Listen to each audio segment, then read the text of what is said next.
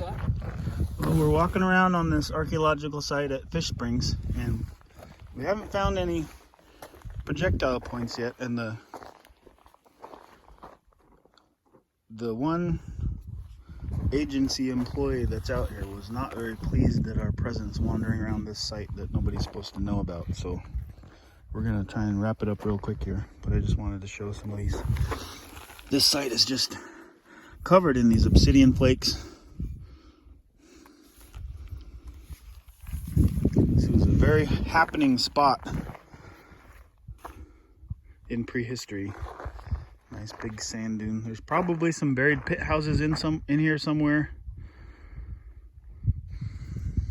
This site has been excavated by the University of Utah back in the early 2000s, and as Jack mentioned, it mostly dates to after about 6,000 years ago based on the projectile point sequence, which is kind of interesting because just out in the valley here, there's a ton of Paleo-Indian sites out beyond where the marsh is now. And that may have something to do with, historically, this site has been managed for migratory waterfowl. So they created these water impoundments at varying depths to favor different bird species throughout the year. And the water from this really productive spring really doesn't make it out onto the desert floor anymore. It used to extend well out to Granite Mountain, which is that one right there, which, as I have mentioned, the old riverbed delta is just to the left of that, out on the Great Salt Lake desert floor. So a lot of Paleo-Indian sites out there.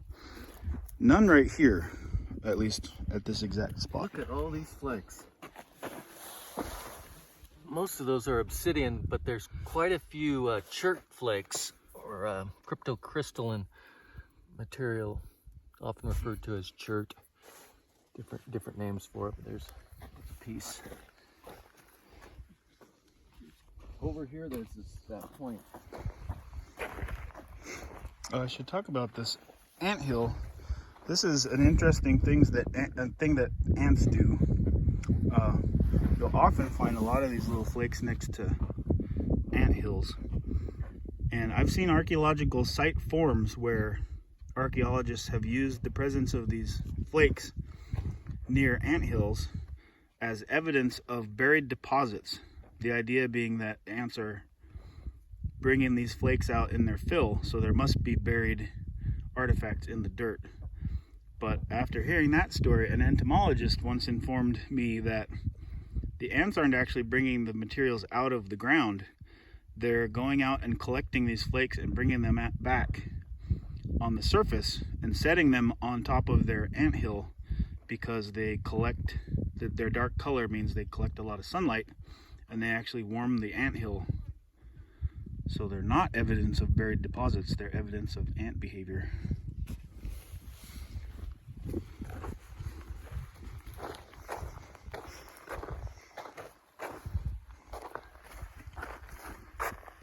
Oh, nice. That is a broken projectile point of some sort. The tip was probably, it's hard to tell what end, but probably right here. You can see that it snapped off, but there's not quite enough morphology on this to determine what type it is. We talked about different point types: Elko, Rose Gate, Desert Side Notch, and they have established time periods that they were manufactured. Some points like this just don't have as much of the morphological features that allow you to type it, but at any rate, this was probably a used projectile point attached to a certainly too big to be an arrowhead. Yeah, it's a dart point. So Elko or Gate Cliff or something. And either it broke as it was being manufactured, or maybe even fired into an animal or something, and it broke upon contact with bone or something. We can't tell. Put it back where we found it.